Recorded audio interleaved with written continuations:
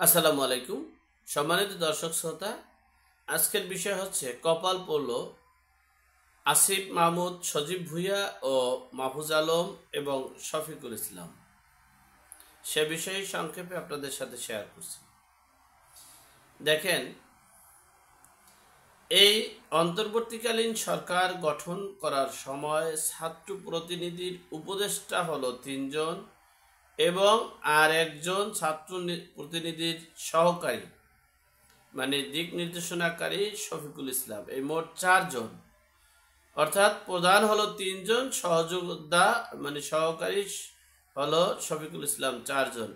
এদের কপাল পড়লো যে কারণে, সে বিষয়ে সংক্ষেপে আপনাদের সাথে শেয়ার করছি।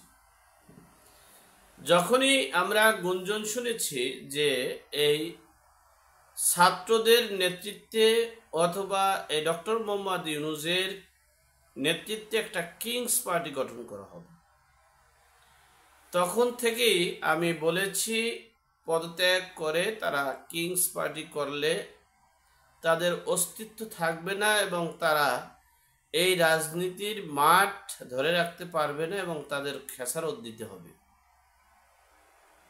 কি কি কারণে দিতে হবে, কেন দিতে হবে সে সময় আমি বলেছি। তারপরও আমার কথাটা, অধমের কথাটা গ্রহণযোগ্য হয়নি।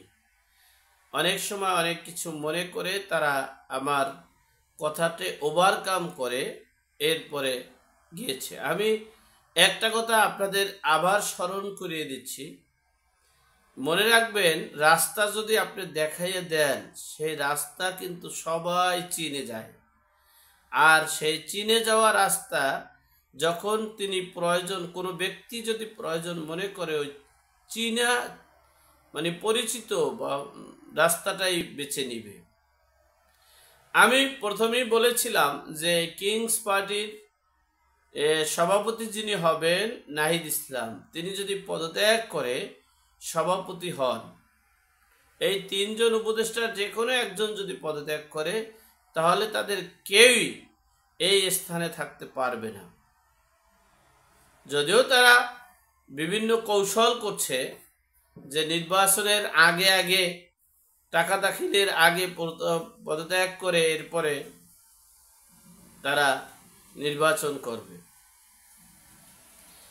আমি এই কথাটা আগে বলেছিলাম যে কিংস পার্টি তৈরি হবে, হোক, তারা তাদের নেতৃত্বে থাকুক। আপনারা যে 3 জন আছিলেন, নাহিদ ইসলাম, সজীব ভুঁইয়া, মাহফুজ আলম, আপনারা আপনাদের জায়গায় থাকেন, তাহলেও দেখা গেছে এই কিংস পার্টির প্রভাবটা কম পড়বে। আর যদি আপনারা পদত্যাগ করে এরপরে কিংস পার্টিতে আসেন, তাহলে আপনাদের চরম খেসারত দিতে হবে, কারণ রাস্তা তো আপনারাই দেখাই দিয়েছেন। সেই কথাটাই আমি বলেছিলাম। এখন কিংস পার্টি, এই নাহিদ ইসলাম পদত্যাগ করে আহ্বায়ক হয়েছেন, বাকি 2 জন এই কিংস পার্টির পক্ষে বিভিন্ন সময় বিভিন্ন বক্তব্য, বিভিন্ন মতামত, বিভিন্ন মানে ডাক সাড়া দিয়ে একত্রিত করা করে বিদে। আর যদি নাও করে থাকে, তারপরও যেহেতু ছাত্র প্রতিনিধি 3 জন, একজন পদত্যাগ করছে, বাকি 2 জন থাকার কোনো ইখতিহার রাখে না।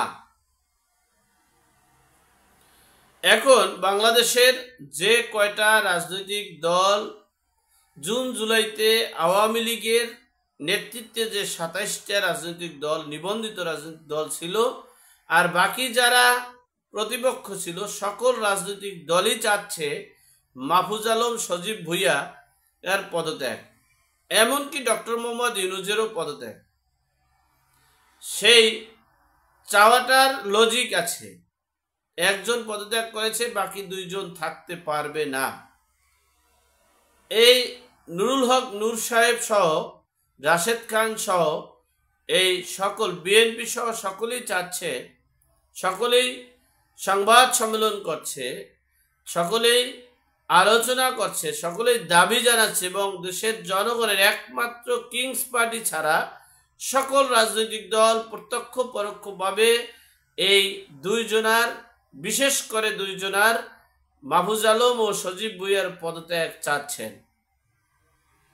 আর সেই পদত্যাগের রেজাল্ট হয়তোবা ভালো হওয়ার সম্ভাবনা আছে। অর্থাৎ এই মাহফুজ আলম ও সজীব ভুঁইয়ার পদত্যাগ করতে বাধ্য করা হবে, এবং যদি পদত্যাগ যদি না করে দেশের প্ল্যাটফর্ম, এই অন্তর্বর্তীকালীন প্ল্যাটফর্ম খুবই ভয়াবহ হবে এবং দেশের অবস্থাও খুবই ভয়াবহ হবে বলে আমি আশঙ্কা করছি। সকলে আমার এই চ্যানেলে আপনারা লাইক, কমেন্টস এবং সাবস্ক্রাইব করে পাশে থাকবেন। নতুন নতুন অর্থাৎ প্রতিদিন আপনাদের যে সংবাদের আলো বিশ্লেষণ করে যে মূল সারাংশ আছে সেটা আপনাদের সাথে শেয়ার করতে পারবো। আল্লাহ আমাদের সকলের বিপদ আপদ বালা মুসিবত থেকে হেফাজত করুক, আমিন। আসসালামু আলাইকুম।